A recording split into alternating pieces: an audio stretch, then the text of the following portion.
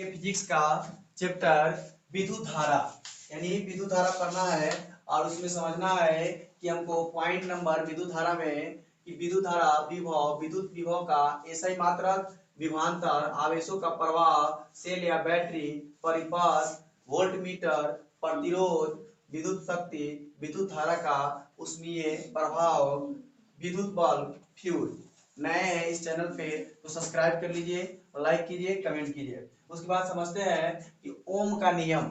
ओम का नियम क्या है? ओम का नियम, ओम के नियम एग्जाम में भी पूछा जाता है और इसको हमको समझना है फिजिक्स में। ओम का नियम क्या है? यदि किसी चालक के ताप में परिवर्तन ना हो, मान लेते हैं यह एक तार है तांबा का, किसका? तांबा का। यह चालक है। चालक किसे कहते हैं? जिसे विद्युत धारा प्रवाह होता है उसे क्या कहते हैं? चालक कहते हैं। चालक यानी कंडक्टर नहीं, चालक किसे कहते हैं? यानी जिसे विद्युत धारा प्रवाह होता है उसे चालक कहते हैं। जिसे करंट निकलता है, नहीं करंट चला जाए उसे हम क्या कहते हैं? चालक कहते हैं। तो ओम का नियम है। ओम साहब क्या कह रहे हैं? देखिए भाई, यहाँ समझना है कि ओम साहब क्या कह रहे हैं। ओम साहब का कहना है कि यदि किसी चालक के ताप में परिवर्तन ना हो, किसमें?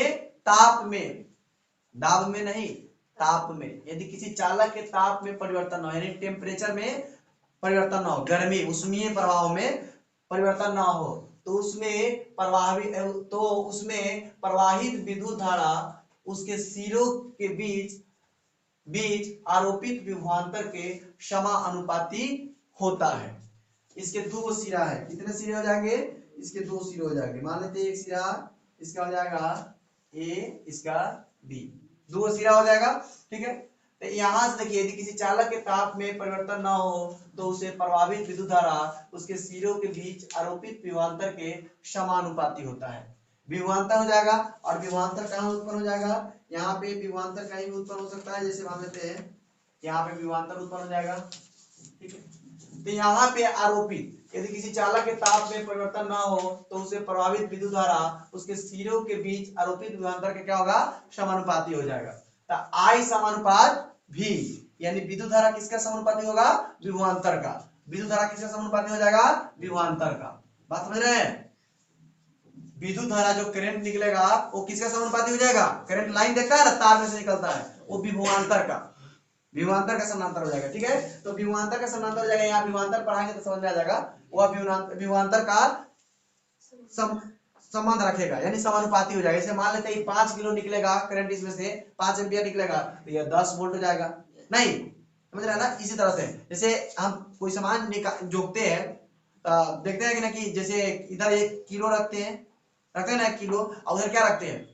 कोई सामान वस्तु रखते हैं, तो दोनों का अनुपातिक मान होता है कि नहीं? किलो छोटा होता है फिर भी ज्यादा वस्तु चढ़ा सकता है, एक अनुपात होता है। इसका आकार छोटा है, इसका आकार बड़ा है, एक अनुपात है कि नहीं? मान लेते हैं ये 2 है, इसका 7 10 होगा, तो 2 अनुपात 10 हो जाएगा। एक रेशियो बैलेंस कर रहा है कि नहीं कर रहा? तो उसी प्रकार से इसका अनुपात विद्युत धारा का और विभवांतर का अनुपात होता है, समानुपाती होता है। उसके बाद में I बराबर V बटे R, यानी विभवांतर बटे प्रतिरोध, नहीं विभवांतर बटे प्रतिरोध हो जाएगा। या V बराबर, अगर आपको V निकालना है तो 1 दे देंगे, यानी V निकालना है 1 दे देंगे। ठीक है, V विभवांतर निकालना है। क्या निकालना है? विभवांतर। तो इसको V बराबर क्या आ जाएगा? IR, क्या आ जाएगा? IR, V बराबर IR। इसे निकाल, विभवांतर निकालना था, V बराबर IR। अगर हमको I निकालना है, विद्युत धारा निकालना है, किसी प्रतिरोध किसी चालक का प्रतिरोध निकालना है, तो प्रतिरोध के लिए क्या फॉर्मूला? विद्युत धारा के लिए फॉर्मूला क्या आ जाएगा? V बराबर I बटे R। हमको R निकालना है तो इससे गुणा करना पड़ेगा, और यहाँ निकालना पड़ेगा, V निकल जाएगा। नहीं, इस तरह से प्रतिरोध भी निकलता है और क्या निकलता है? विभवांतर भी निकलता है। ठीक है, और इसके बाद में क्या निकलता है? विभवांतर भी निकलेगा, प्रतिरोध भी निकलेगा और विद्युत धारा भी निकलेगा। उसके बाद में जहाँ अनियतांक है, अचर ताप है, आर या क्या है? नियतांक है, अचर ताप है। अचर ताप, इसका मान बदल नहीं रहा है, इसका मान क्या हो रहा है? बदल नहीं रहा है, अचर ताप है। जैसे हो गया ना कि हम जैसे मान लेते कि उसमें ऊष्मीय प्रभाव 10 वोल्ट भेज रहे हैं उसमें, ठीक है, उसमें ऊपर नीचे नहीं हो रहा है, लगातार उतना ही जा रहा है, नहीं उसमें गर्मी ऊष्मीय प्रभाव उसका अचर ताप है, यार नियतांक है, ताप है, जिसे चालक का प्रतिरोध कहते हैं।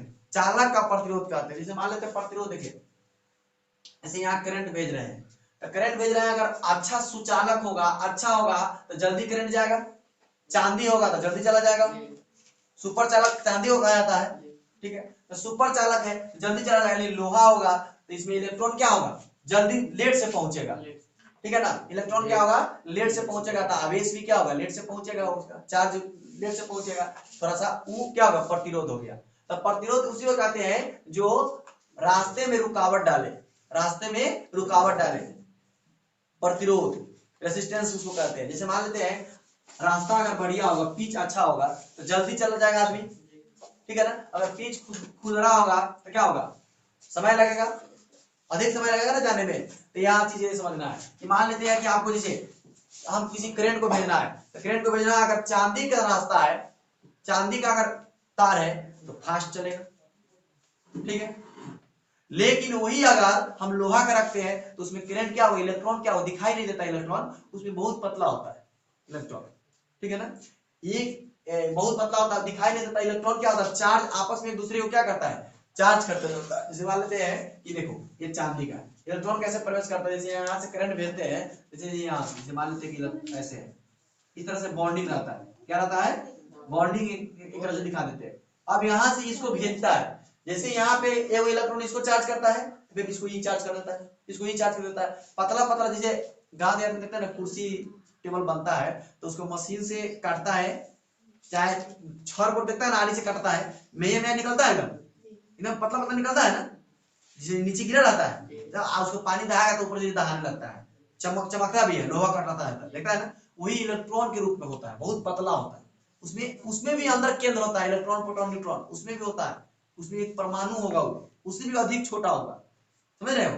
गांव देहात में छड़ जब कटाता है, घर बनता है, तो तुम लोग देखी होगी कि वहां पे छड़ कटाने पे एकदम पतला पतला एकदम उसमें से निकलता है, आटा जैसे निकलता है ना, वो बहुत छोटा हुआ, बहुत छोटा हुआ। उसमें भी 10 गुना 10 गुना 20 गुना उसमें भी छोटा होगा, नहीं, हाँ, 10 भाग 20 भाग उसमें भी छोटा होगा। और उसमें क्या होगा, उसमें भी इलेक्ट्रॉन होगा, उसमें भी प्रोटॉन होगा, उसमें भी नाभिक होगा, तब जाकर उसका बॉन्ड होता है। बताओ, समझ गया ना। वो सभी एक जगह आपस में क्या होता है, जुड़ जाता है, एक टेम्परेचर पर जुड़ जाता है। जैसे हम मिट्टी को लेते हैं, तो मिट्टी अगर पूरा उसको सुखा देंगे, उसमें पानी नहीं डालेंगे, तो मिट्टी को उड़ाएंगे तो पूरा उड़ जाएगा ना, क्योंकि उसका बॉन्डिंग नहीं है। लेकिन जल जैसे डाल दिए तो जल का क्या हो गया, जल जैसे मान लेते हैं मिट्टी का कण है, जैसे मिट्टी का आकार ऐसा है, एक एग्जाम्पल बता रहे हैं कि मिट्टी का आकार कण, मिट्टी के कण का आकार ऐसा है, ठीक है। तो बहुत सारा मिट्टी के कण का आकार है ऐसा, मिट्टी के कण का आकार बहुत सारा है, बहुत सारा है। उसके बाद में अगर ऐसे इसको ऊपर उठाएंगे तो उड़ जाएगा, सटेगा नहीं, आपस में बंधन नहीं बने हुआ किसी का। लेकिन इसी में अगर जल डाल देंगे तो जल का मान लेते हैं, जल का आकार ऐसा है, गोला गोला। तो इसको ये बांध दिया, इसको इससे बांध देगा, इसको इससे बांध देगा, इसको इससे बांध देगा, इसको इससे बांध देगा, इसको इससे बांध देगा, इसको इससे बांध देगा, इसको इससे बांध देगा। अब ये मिट्टी जब ऊपर ले जाएंगे तो उठेगा। जल का कण क्या हो गया, जल का अणु, इसको आपस में क्या कर दिया, बंधन बना दिया, तो मिट्टी नहीं उड़ेगा, उड़ेगा नहीं उड़ेगा। तो ये आपस में क्या हो गया, इसका बंधन बना दिया, समझ गया ना, इसमें बंधन बना दिया। तो ये आपको बंधन बना दिया इसमें। तो ये इस तरह से नहीं, यही होता है अणु परमाणु, जब पढ़िएगा ना तो समझ में आएगा। अब यहाँ पे देखिए, तो ये जो है चार्ज कर रहा है, तो आर नियतांक भी क्या होता है, भी विभव है। उसके बाद में आई क्या है, विद्युत धारा, आई विद्युत धारा के डिनोट करता है। उसके बाद में आर क्या है, प्रतिरोध, और प्रतिरोध के ऐसे मतलब क्या होता है, ओम होता है। प्रतिरोध कैसे मतलब क्या होता है, ओम होता है, ओम। इसको ओम, ऐसे ही ओम लिखा जाता है, हिंदी में ऐसे ओम लिखा जाता है, और इसका फिजिक्स में ऐसे ओम लिखा जाता है, ठीक है ना, ओम। तो प्रतिरोध कैसे मात्रा, अगर मान लेते हैं अगर अच्छा चालक होगा, अच्छा अगर रास्ता होगा तो जल्दी लाइन पहुंचेगा। नहीं कहता है अच्छा तांबा का तार लो, कभी का तार सबसे अच्छा होता है कॉपर का, कॉपर थोड़ा ज्यादा फास्ट काम करता है, इलेक्ट्रॉन को जल्दी प्रवाह करता है, नहीं, इलेक्ट्रॉन को जल्दी प्रवाह करता है। देखिए यहाँ समझ लीजिए, छूट जाएगा। यहाँ देखिए, जैसे मान लेते हैं कॉपर का तार है, किसका तार है, कॉपर का तार है, कॉपर का तार है। तो कॉपर जो है, कॉपर, इसमें इलेक्ट्रॉन जो है, इलेक्ट्रॉन दिखाई नहीं देगा ना, आपको बता रहे हैं ना, वो जल्दी ऑक्सीजन दिखाई देता है। अभी हमारे आसपास क्या है, ऑक्सीजन है। आप बोलोगे सर जिंदा कैसे है, देखिए आ रहा है, सांस लीजिए, प्रेशर आ रहा है, फिर जब प्रेशर आ रहा था, महसूस हो ही रहा कि, लेकिन दिखाई नहीं दे रहा। तो देखने के लिए उसको बहुत ज्यादा गहन अध्ययन करना पड़ेगा, माइक्रोस्कोप लाना पड़ेगा देखने के लिए। तो माइक्रोस्कोप रहेगा तभी ना देखेंगे उसको। ऑक्सीजन को थोड़ा सा और टेम्परेचर लो करेंगे, जैसे जैसे ऑक्सीजन ले लेंगे, वो बीकर में लेंगे ऑक्सीजन और उसको टेम्परेचर लो करेंगे, अब माइक्रोस्कोप से देखेंगे तो ऑक्सीजन दिखने लगेगा। लेकिन अब ऑक्सीजन अगर टेम्परेचर हाई होगा तो ऑक्सीजन को क्या होगा, नहीं दिखेगा, उसका बॉन्ड देखिए। किसी भी चीज को ठंडा करते हैं तो सिकुड़ता है, और गर्म करते हैं तो फैलता है, बस इतना तो सब जानता है ना कि किसी भी चीज को अगर ठंडा करेंगे तो सिकुड़ जाएगा। आदमी भी ठंडे में सिकुड़ जाता है और गर्मी में क्या होता है, फैल जाता है।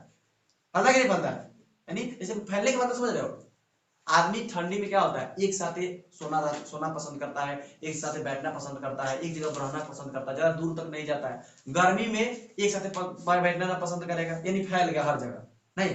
तो उस तरह से ठंडी में ठंडा होने पर हर पदार्थ थोड़ा या कम या ज्यादा उस क्या होता है, सिकुड़ता है।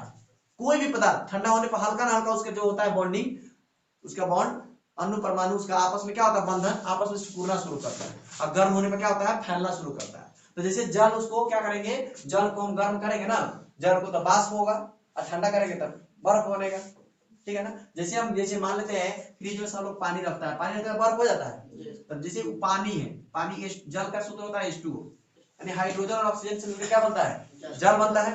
तो क्या कहता है, उसको जैसे ठंडा मिलता है टेम्परेचर तो बंधन सिकुड़ जाता है, पानी हुई रहता है, उतना ही बना रहता है। ये देखो, जैसे मान लेते हैं ये जल हो गया, एक हाइड्रोजन हो गया, मान लेते हैं हाइड्रोजन का बंधन ऐसे है, इस प्रकार से अगर मान लेते हैं, यह जल का बंधन है, दो हाइड्रोजन है, ये इस तरह से एक समझाने के लिए बता रहे हैं बंधन किस तरह से होता है, देखना पड़ेगा। यहाँ से ये दो हाइड्रोजन, ये हाइड्रोजन के मतलब इस तरह के बंधन अगर होगा तो हाइड्रोजन होगा, और इस तरह का बंधन होगा तो क्या होगा, ऑक्सीजन होगा। तो इसमें क्या हाइड्रोजन होगा, दो हाइड्रोजन है H2O, दो हाइड्रोजन है, इस तरह से बंधन हो गया। अब इसको हम ये एक हाइड्रोजन का अणु है ना, इस तरह से जल में बहुत हाइड्रोजन का अणु होगा तभी मिलके एक अनुपातिक है ना। यहाँ एग्जाम में भी पूछा था इस साल, कह रहा है कि H2O जल में हाइड्रोजन और ऑक्सीजन का कितना अनुपात है, 2:1, पहले हाइड्रोजन 2 और ऑक्सीजन 1। हर साल पूछने की कोशिश रहता है, पूछ सकता है एग्जाम में, आई साल पूछा था, इस साल हमारा क्वेश्चन देखिए जाके बनाए हैं, ये एग्जाम में आया था। तो कितना अनुपात है, पढ़िए सही से डीपली, नहीं तो गड़बड़ा जाएगा, ठीक है।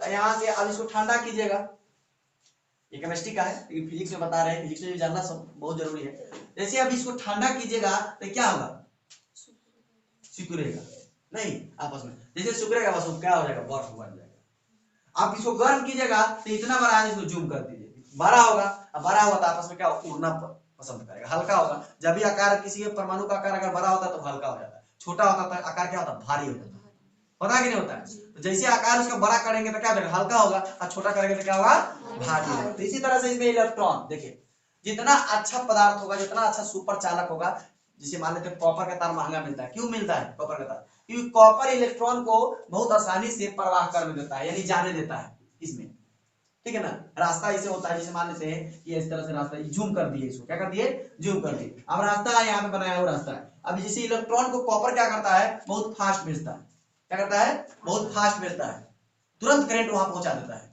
लेकिन लोहा है थोड़ा लेट से पहुंचाता है, रोक रोक के पहुंचाता है। अब लोहा में क्या होगा कि इसका सही से बॉन्डिंग नहीं हो पाएगा, लोहा बनता है तो मिट्टी से के अंदर से निकलता है, हो सकता है उसमें अशुद्धि होगा, नहीं अशुद्धि होगा तो क्या है, हो सकता है मिट्टी की मात्रा होगा तो करंट जल्दी नहीं पहुंच पाएगा, इसलिए लोहा सस्ता मिलता है और कॉपर का तार महंगा मिलता है, क्योंकि इलेक्ट्रॉन को जल्दी प्रवाह करता है। यही आपको विद्युत धारा में समझना था, ज्यादा इलेक्ट्रॉन को, तो जब ज्यादा जितना महंगा तार होगा, जितना अच्छा चालक होगा, उसमें इलेक्ट्रॉन का प्रवाह जल्दी होगा, करंट जल्दी पहुंचेगा। यहाँ आपका ओम के नियम समझ गए, यहाँ से उसके बाद में इस तरह से कॉपर। अब यहाँ से जब समझना है विभव, ठीक है, विभव के बारे में समझाएंगे, विद्युत धारा। इसके बाद आपको ओम के नियम बता दिए, उसके बाद में विद्युत धारा समझाना है। विद्युत धारा क्या है, विद्युत धारा इलेक्ट्रिक क्या है, थोड़ा सा उसके बारे में समझाया कि इलेक्ट्रिक प्रवाह कैसे करता है, प्रतिरोध क्या है, हमने इस चीज को समझा दिया, ओम के नियम भी समझा दिया। उसके बाद में विद्युत धारा समझते हैं, flow of the change per unit is called current, यानी आवेश के प्रवाह, आवेश प्रति इकाई समय में आवेश को प्रवाह को क्या कहते हैं, विद्युत धारा। देखिए समझिए, प्रति इकाई समय में आवेश के प्रवाह को विद्युत धारा कहते हैं, यानी I = Q/T। बात समझना, विद्युत धारा कहते किसे हैं, प्रति इकाई समय में आवेश के प्रवाह को, आवेश क्या होता है, आवेश में कौन होगा? इलेक्ट्रॉन होगा। आवेश में क्या होगा? इलेक्ट्रॉन होगा। प्रति इकाई समय में मान लेते 1 सेकंड में आवेश चला गया दिल्ली, मोतिहारी, पटना, ठीक है, पहुंच गया 1 सेकंड में इलेक्ट्रॉन पहुंच गया। तो प्रति इकाई समय में चल रहा है, तो प्रति इकाई समय में कितना पर यूनिट से चल रहा है? पर यूनिट समय में कितना हुआ दूरी तय कर रहा है। तो प्रति इकाई समय में आवेश के प्रवाह को क्या कहते हैं? विद्युत धारा कहते हैं। प्रति इकाई समय में आवेश के प्रवाह को विद्युत धारा कहते हैं। प्रति इकाई समय में एक निश्चित समय में दूरी को क्या कहते हैं? अगर मान लेते हैं कहीं जाना है, आपको समय दिया गया कि आपको 5 मिनट में पहुंचना है, तो एक समय भी है, एक दूरी भी है, और दूरी कितना है? 10 किलोमीटर है। तो एक समय भी है आपको निश्चित, एक दूरी भी निश्चित है। तो प्रति इकाई समय में आवेश जब चले उतना एक समय निकाला जाए, रेशियो निकाला जाए, उसी के प्रवाह को क्या कहते हैं? विद्युत धारा कहते हैं। विद्युत धारा का फॉर्मूला होता है आई, मतलब क्या होता है? विद्युत धारा, लिख दिए। और विद्युत धारा कैसे मात्रा क्या होता है? विद्युत धारा कैसे नापा जाता है? एम्पियर से। किससे नापा जाता है? एम्पियर एक यंत्र होता है, उससे नापा जाता है, ठीक है ना। जैसे दूध नापा जाता है, चेक किया था थर्मोमीटर लगाकर, उसी तरह से इसको दूध धारा को मापा जाता है, समझ रहे हैं ना। उसके बाद में क्यू आवेश, आवेश को कूलम्ब से नापा जाता है। आवेश का जैसे मतलब कूलम्ब होता है, और समय को सेकंड से। समय कैसे मतलब क्या होता है? सेकंड। क्या होता है? सेकंड। यही होता है कि प्रति इकाई समय में किए गए, प्रति इकाई समय में आवेश के प्रवाह को विद्युत धारा कहते हैं। तो यहाँ से flow of the change per unit equal करें।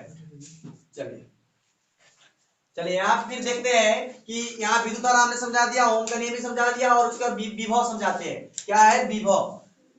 विभव में करना क्या है कि प्रति इकाई आवेश को अनंत से, प्रति इकाई आवेश मान लेते हैं कि यहाँ से अगर यहाँ तक आवेश चला और इसको उठा लिए, नहीं, यहाँ से यहाँ तक चला एक इलेक्ट्रॉन जो है, इलेक्ट्रॉन क्या किया? 1.6 के पावर 10 गुना 10 के पावर 19, 1.6 गुना 10 के पावर 19 इलेक्ट्रॉन होता है।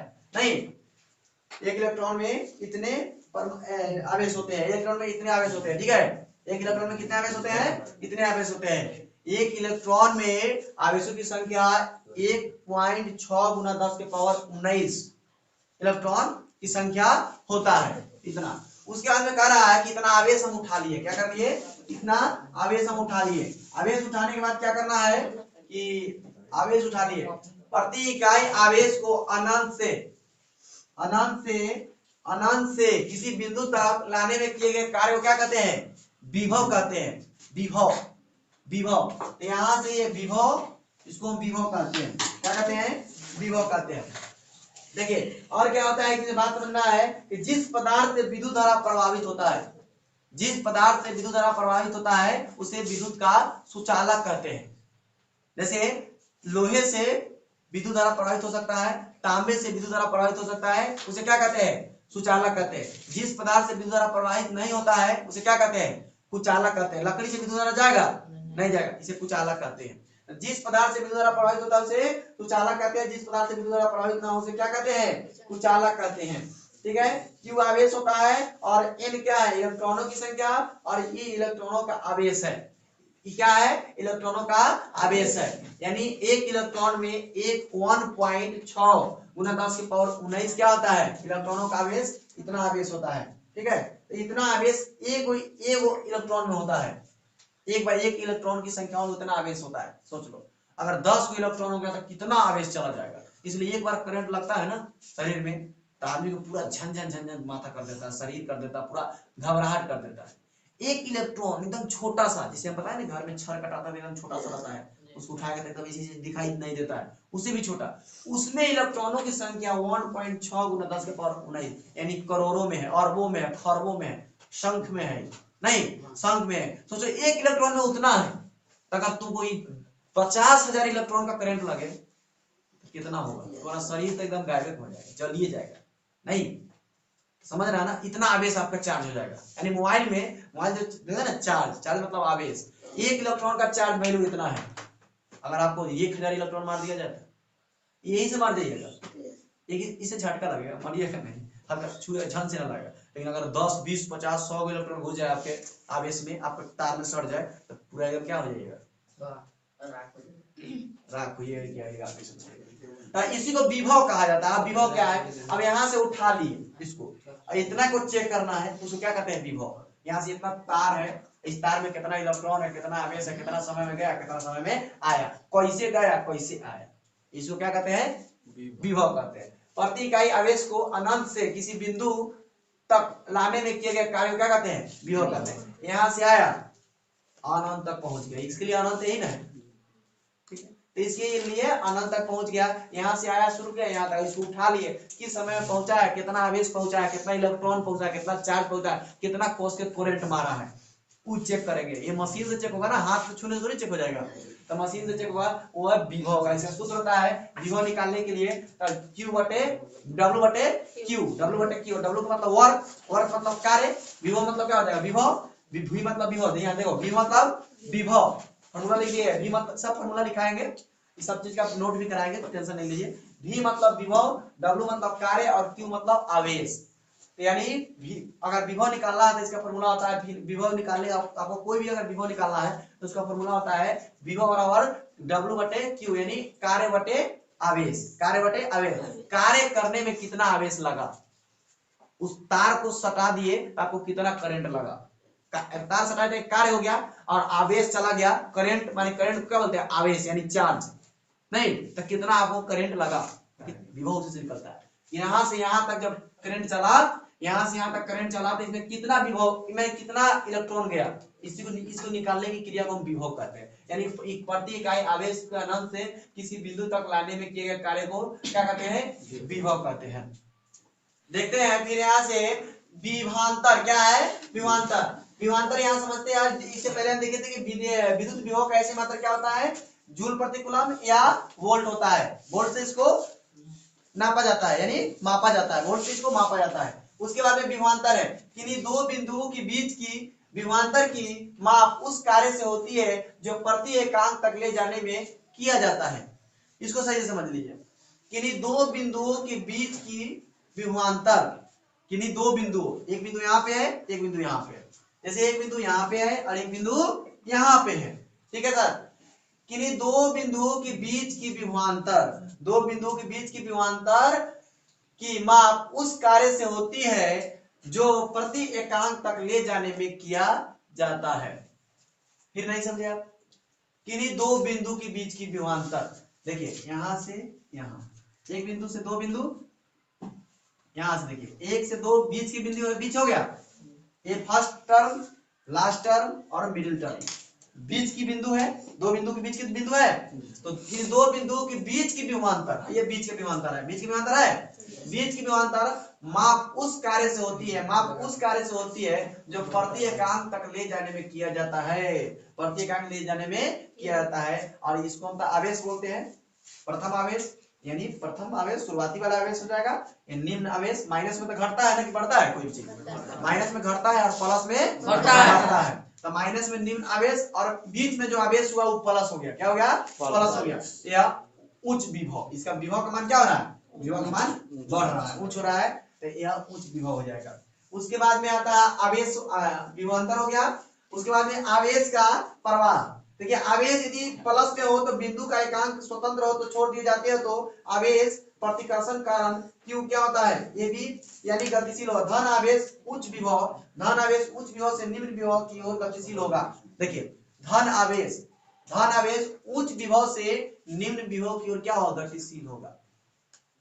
जैसे कोई चीज ले लीजिए, यहाँ पे ले लीजिए, यहाँ पे बॉल रख लेते हैं, इधर लुढ़केगा कि इधर लुढ़केगा, यहाँ बॉल लेते, इधर लुढ़केगा इधर लुढ़केगा, नीचे नीचे, तो नीचे लुढ़केगा तो यानी उच्च से निम्न की ओर गतिशील होगा, जहां खाली वहां दौड़ेगा नहीं। तो ये पे कह रहा है कि एक धन आवेश उच्च विभव से निम्न विभव की ओर गतिशील करेगा। बात समझिएगा, यार समझना है, फिजिक्स का पॉइंट है, नहीं समझिएगा समझ में नहीं आएगा, हो सकता नहीं कि आपका जानते हैं या नहीं जानते, हम तो नहीं समझ रहे, लेकिन आपको समझा रहे हैं।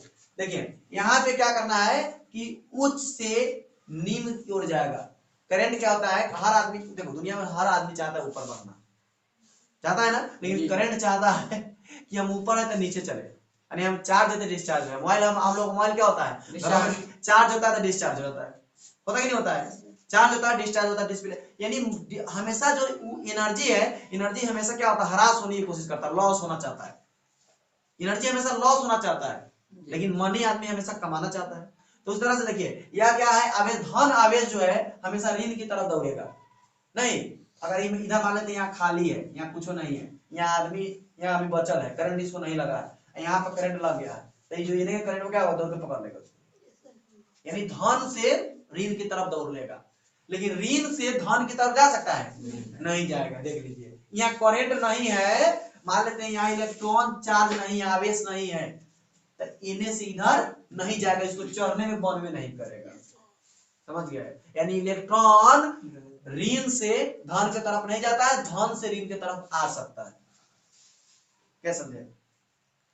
इलेक्ट्रॉन कभी माइनस से प्लस की तरफ नहीं जाएगा और प्लस से माइनस की तरफ आ सकता है। ये इलेक्ट्रॉन का आपस में अपना गुण होता है। और एक इलेक्ट्रॉन का मान भी बता दिए, इलेक्ट्रॉन क्या होता है, वो कैसे कार्य करता है, यह कंडक्टर में यानी चालक में, तार में, सभी हमने समझा दिया। यह इलेक्ट्रॉन का आवेश था, आवेशों का प्रवाह था, प्रवाह समझा दिए। और सेल और बैटरी है। सेल या बैटरी एक ऐसा युक्ति है, अपने हो रहे रासायनिक अभिक्रिया द्वारा सेल के दोनों इलेक्ट्रॉनों के बीच विभवांतर बनाए रखता है। सेल या बैटरी ऐसा बैटरी है जो अपने हो रहे बीच दोनों क्या करते हैं, इसको विभवांतर बनाए रखते हैं, विभवांतर का समानता बनाए रखते हैं। विभवांतर अभी समझाया ना कि विभवांतर क्या होता है, तो विभवांतर अभी तो यहाँ पे समझाया हमने कि विभवांतर समझाने के बाद में आपको यह क्या, ये सब कौन पॉइंट समझाया, अभी विभवांतर समझाया है। ये विभवांतर क्या होता है, यही विभवांतर समझाया। सेल या बैटरी, हम लोग के घरों में, टॉर्च में, बल्ब में, घड़ी में सेल या बैटरी लगा रहता है, लगा रहता है। तो सेल या बैटरी लगा रहता है तो क्या होता है, विभवांतर एक निश्चित बनाए रखता है, टूटने नहीं देगा। देखिए ना, बैटरी जब चार्ज डिस्चार्ज होता है तो घड़ी घर में से चल रहा है, टिक टिक टिक टिक टिक, घड़ी खत्म, नेक्स्ट। ऐसे थोड़ी होता है कि घड़ी देखा ऐसे चलेगा, ऐसे होता है, कभी नहीं होता है। घड़ी क्या होता है, चलेगा अपना पूरा विभवांतर में, पूरा एनर्जी देते रहेगा, जितना आज दे रहा है उतना कल देगा, परसों देगा, चौथे रोज देगा, हर दिन उतना ही इलेक्ट्रॉन देगा, नहीं उतना ही निकालेगा, उसको एकदम विभवांतर बना के रखे हुआ है, नहीं लास्ट में खत्म होगा पूरा बिक देगा, जो बंद होगी। नहीं, लेकिन लाइट ऐसा नहीं करता है। लाइट क्या करता है, ऊपर नीचे, विभवांतर को क्या करता है, ऊपर नीचे। लाइट के बॉल में देखिएगा ना, तो हल्का हल्का हल्का झिलमिल झिलमिल करता रहता है, क्योंकि उसमें इलेक्ट्रॉन का प्रवाह क्या होता है, ऊपर नीचे होता रहता है, डायरेक्ट नहीं भेजता है, पूरा ऊपर नीचे उसका प्रतिरोध के कारण होता रहता है। लेकिन टॉर्च बैटरी में जो होता है, सेल में, इन्वर्टर देखता है ना, एकदम हो जाता है ना, इस तरह क्या होता है, यह विभवांतर को बनाए रखता है निश्चित। सेल या बैटरी, सेल या बैटरी क्या करता है, विभवांतर को निश्चित क्रम में बनाए रखता है, कम नहीं होने देता है। यहाँ से देखिए, किन्हीं दो बिंदुओं के बीच की विभवांतर माप उस कार्य से होती है जो प्रति एकांक तक ले जाने में किया जाता है। प्रति एकांक में समय में यहाँ पे, यहाँ से लेकर यहाँ तक में एक निश्चित समय में बनाए रखती है, घटने नहीं देती है। जितना इसको चाहिए, मान लेते एक सेकंड में मान लेते 1 सेकंड में 2 किलो खाता है, तो ये इसको हर दिन 2 किलो देगा, हर समय, हर 1 सेकंड में 2 किलो बैटरी देते रहेगा, नहीं चार्ज आवेश इलेक्ट्रॉन देते रहेगा जी। माने 2 किलो नहीं होता है, छोटा सा एक यूनिट में होता है, तो एनर्जी, ऊर्जा जूल में, तो इसको देते रहेगा, एकदम छोटा सा देते रहेगा, इसको ऊर्जा उतना ही देगा। जब पूरा ही दे देगा तो डायरेक्ट ठप हो जाएगा, बंद हो जाएगा। समझ गए? तो सेल या बैटरी है। उसके बाद में परिपथ, जिस पथ से होकर विद्युत धारा प्रवाह होता है उसे परिपथ कहते हैं। भाई परिपथ हो गया, परिपथ माने रास्ता, लाइन जाने वाला तार, तार को परिपथ कहते हैं। जिस पथ से विद्युत धारा जाए, यानी लाइन जाए, करंट जाए, इलेक्ट्रॉन जाए, उसे परिपथ कहते हैं। जिस पथ से विद्युत धारा जाए उसे क्या कहते हैं, परिपथ कहा जाता है। उसके बाद में है वोल्ट मीटर, जिस यंत्र द्वारा विभवांतर मापा जाता है उसे वोल्ट मीटर कहते हैं। जिस यंत्र द्वारा विभवांतर मापा जाता है उसे वोल्ट मीटर कहते हैं। अब यहां से देखो, यहां से यहां तक किस तरह के हमको चेक करना है। जैसे मान लेते हैं यहां से लेकर फर्स्ट पद से अंतिम पद तक यह धारा का प्रवाह हुआ, धारा का प्रवाह हुआ ना, तो धारा का प्रवाह जब हो गया तो इसको हम चेक कैसे करेंगे, चेक कैसे करेंगे, ठीक है। अम्ल को चेक किया जाता है, क्षार को चेक किया जाता है, दूध में पानी कितना मिलाया गया उसे भी चेक किया जाता है। उधर से यहाँ से लेकर प्रथम छोर से लेकर अंतिम छोर तक कितना आवेश प्रवाह हुआ, कितना समय लगा, इसको चेक करने के लिए कौन सा प्रयोग किया जाता है, वोल्ट मीटर को। किसको किया जाता है, वोल्ट मीटर। जिस यंत्र से विभवांतर मापा जाता है उसे क्या कहते हैं, वोल्ट मीटर। जिस यंत्र से। चलिए इसके बाद देखते हैं फिर यहाँ पे प्रतिरोध। प्रतिरोध किसे कहते हैं, किसी पदार्थ का वह गुण जो विद्युत धारा के प्रवाह को रोकता है। प्रतिरोध, रोध, प्रतिरोध, जाने में रोध, अवरोध होता है ना, कि रास्ता में गए पत्थर आ गया, रास्ता में गए, जाम आ गया, ये क्या है? अवरोध है, प्रतिरोध है। उस तरह से इलेक्ट्रॉन जब करंट चलता है ना अपना रास्ता में, तार में, तो कहीं कहीं क्या होता है? कम मटेरियल डाला हुआ है तो मतलब अवरोध हो जाएगा। मोटा है तो उसमें जल्दी प्रवाह नहीं होगा, पतला है तो जल्दी निकलेगा। जितना पतला तार होगा ना, करंट उतना फास्ट चलेगा। सोच लो, समझे क्या जी? प्रतिरोध उतना जल्दी उसका कम हो, प्रतिरोध कम होगा। जितना पतला तार करेंगे ना, उसका प्रतिरोध क्या होगा? कम होगा। तार पतला तो प्रतिरोध कम, ठीक है। तार मोटा तो प्रतिरोध अधिक, रुकावट अधिक।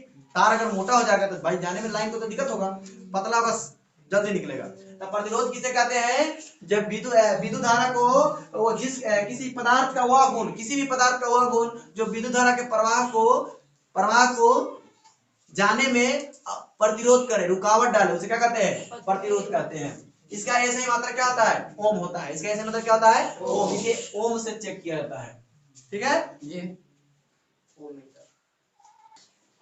चलिए इसके बाद देखिए विद्युत शक्ति, इलेक्ट्रिक पावर क्या होता है? देखिए विद्युत शक्ति भी समझना बहुत जरूरी है। विद्युत शक्ति, विद्युत में लाइन में कितना पावर है, कितना शक्ति है, नहीं कितना पावर है। तो यह किसी विद्युत परिपथ में ऊर्जा के व्यय दर को विद्युत शक्ति कहते हैं। यानी कोई परिपथ है, तार है, ये तार देख रहे हैं ना, ये तार में ऊर्जा कितना खर्चा हो रहा है, इसी को विद्युत शक्ति कहा जाता है। इस तार में विद्युत खर्चा होने की दर को विद्युत शक्ति कहा जाता है। शक्ति बराबर विद्युत शक्ति बराबर हो जाएगा कार्य बटे समय। कार्य करने में कितना समय लगेगा? P बटे W बटे T, P बराबर W बाई T।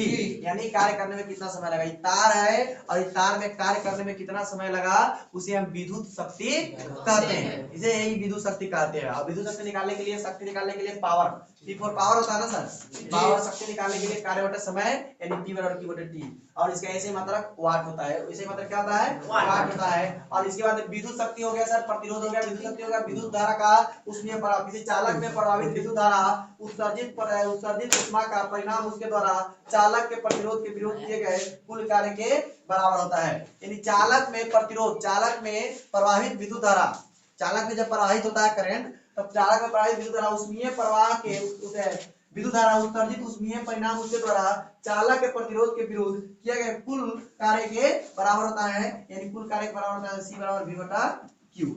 उसके बाद में आप जानते हैं लास्ट है विद्युत बल्ब। विद्युत बल्ब क्या होता है? विद्युत बल्ब में टंगस्टन लगाया जाता है। क्या लगाया जाता है? टंगस्टन का तार लगाया जाता है। विद्युत बल्ब है, देखिए विद्युत बल्ब है, यहाँ पे विद्युत बल्ब में कौन लगाया जाता है? टंगस्टन का तार लगाया जाता है, क्योंकि इसमें प्रतिरोध क्या होता है? टंगस्टन का अधिक होता है, ये जल्दी गलता नहीं है, इसलिए उसमें लाल होकर तापन अवयव नहीं बहुत अधिक उसमें प्रतिरोध जब जाता है, और प्रतिरोध जाके क्या होता है? लाल होता है। लाल होने से क्या होता है? प्रकाश मिलना शुरू हो जाता है। इसमें क्या होता है? बल्ब में अक्रिय गैस भरा रहता है। क्या भरा रहता है? अक्रिय गैस। या ऐसा गैस है जो किसी गैस से जल्दी रिएक्शन नहीं होता है, नहीं एनॉट गैस या अक्रिय गैस भरा रहता है। इसमें होता क्या है कि अक्रिय गैस, इसमें अक्रिय है, जैसे अक्रिय गैस 6 को 7 को है, 6 को है, इसमें भरा रहता है अक्रिय गैस, आर्गन भरा रहता है, हीलियम भरा रहता है। और इसमें क्या होता है? इसका नाम है टंगस्टन का तार लगा रहता है। क्या लगा रहता है इसमें? टंगस्टन। तंतु में बोलेगा कि बल्ब के तंतु पर कौन सा लगा रहता है? टंगस्टन लगा रहता है, पता है ना, टंगस्टन लगा रहता है। उसके बाद फ्यूज है। फ्यूज किसे कहते हैं? तो फ्यूज क्या लगता है? परिपथ में अचानक धारा की प्रबलता बढ़ जाती है। परिपथ में क्या होती है? अचानक धारा की प्रबलता बढ़ जाती है। जैसे लाइट वहां से आ रहा है, देखिए वहां पे फ्यूज लगा हुआ है, देखिए रेड वाला होगा, रेड के उधर फ्यूज होगा जी, ठीक है। फ्यूज क्या है? जैसे लाइट आया, लाइट एक आराम से चल रहा है एसी में, नहीं एसी और डीसी जानते हैं ना। एसी का मतलब इलेक्ट्रिक क्या होता है? एसी का मतलब electric current, alternative current. AC का मतलब हो गया अल्टरनेटिव करंट और डीसी का मतलब हो गया डायरेक्ट करंट, ठीक है। तो डायरेक्ट करंट जानते हो ना, डायरेक्ट जाता है सीधा। उसमें बोले ना कि बैटरी हमारे घरों में होता है कि बैटरी डायरेक्ट ठप हो जाता है, घर ही बंद हो जाता है, तो डीसी होता है, डायरेक्ट करंट देता है। ये होता है एसी अल्टरनेटिव करंट, यानी प्रतिवर्ती धारा। इस प्रकार से धारा जाना जाता है आवेश लाइट में, यानी क्या होता है? तार जानते हो ना, वायर में इस तरह से जाता है। तो यहाँ से डायरेक्ट धारा इस प्रकार से एक धारा बनाया हुआ है, तार में ऐसे इलेक्ट्रॉन चल रहा है, इस प्रकार से इलेक्ट्रॉन चलना शुरू कर रहा है, चल रहा है डायरेक्ट। हम वोल्टेज वहां से ज्यादा बढ़ गया, नहीं विभवांतर ज्यादा बढ़ गया, इस पर डायरेक्ट यहाँ से धारा क्या हो गया? अधिक आना शुरू कर दिया ऐसे, आया तो क्या होगा, फ्यूज, क्या फ्यूज इसलिए लगाया जाता है कि फ्यूज का तार क्या हो जाएगा, गल जाएगा, वहां पे पतला होता है। अब पतला का प्रतिरोध क्या होता है, बहुत कम होता है, तो प्रतिरोध कम होगा तो रास्ता कम है तो ज्यादा आदमी जाएगा तो रास्ता में टूट जाएगा, बस घर का सामान क्या हो जाएगा, बच जाएगा, पूरा सामान बच जाएगा ना। जैसे मान लेते हैं यहाँ लगा दिए फ्यूज, अब यहाँ लगा दिए फ्यूज और यहाँ से बहुत ज्यादा इलेक्ट्रॉन आया, इलेक्ट्रॉन का समूह झुंड आया, क्या आया, झुंड आया, इलेक्ट्रॉन का बहुत सारा झुंड आया और यहाँ पे झुंड आने के बाद में क्या हो गया, पतला फ्यूज है, क्या है, फ्यूज है, क्या है, फ्यूज, बहुत सारा झुंड आया, इलेक्ट्रॉन का बहुत इलेक्ट्रॉन प्रवेश हुआ और क्या हो गया, फ्यूज आपस में क्या हो गया, यहाँ जब मान लीजिए पतला रास्ता है, पतला रास्ता है तो क्या होगा, अधिक आदमी आएगा, अधिक आदमी, पतला रास्ता तक कम आदमी जाएगा, लेकिन अगर मोटा रास्ता है तो अधिक आदमी जाएगा, पतला रास्ता है तो कम आदमी जाएगा, लेकिन एक बार अधिक आदमी आ गया तो रास्ता में टूट जाएगा, घर का हमारा क्या होगा, सारा सामान क्या होगा, बच जाएगा, हमारा जलने से बच जाएगा, इसलिए फ्यूज का प्रयोग किया जाता है घरों में, नहीं बोर्ड में क्या लगाया जाता है, फ्यूज लगाया जाता है, ठीक है। यहाँ पे आप इस वीडियो को मैंने फिजिक्स पढ़ाया है, यहाँ पर टॉपिक एक बार समझा देते हैं कि विद्युत धारा हमने समझाया है, ओम के नियम समझाया है, ओम का नियम, उसके बाद विभव, विद्युत विभव कैसे मात्रक, उसके बाद देखिए विभवांतर, उसके बाद आवेश, उसके बाद में आवेश से सेल या बैटरी, परिपथ, वोल्टमीटर, प्रतिरोध, विद्युत शक्ति, विद्युत धारा का उसमें प्रवाह, विद्युत और फ्यूज। आशा करता हूँ कि यह वीडियो आपको समझ में आया होगा, अगर समझ में आया है तो कृपया सब्सक्राइब कीजिए, लाइक कीजिए और कमेंट कीजिए और अपने दोस्तों के पास शेयर कीजिए। जय हिंद।